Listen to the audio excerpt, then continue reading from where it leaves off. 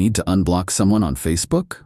Maybe they've apologized, or it's just time to move on. Whatever the reason, I'll show you exactly how to find your blocked list and unblock anyone, right from your phone.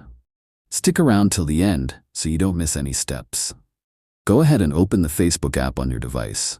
Now tap the menu button. You'll find it at the bottom right on iPhone or top right on Android. Scroll down and tap on Settings and Privacy to expand the menu. Then tap on Settings right at the top. Once you're in the Settings screen, scroll down to the Audience and Visibility section. At the bottom of that section, you'll see Blocking. Tap on it. Here, you'll see a list of everyone you've blocked on Facebook. Find the person you want to unblock and simply tap the Unblock button next to their name. You'll get a confirmation pop-up. Just confirm your decision. At this point, if you haven't subscribed to our channel, click the subscribe button now so you don't miss future tech tips like this. Once you've unblocked them, they'll be able to see your posts again and message you, unless you block them again later. That's it. The person is now unblocked.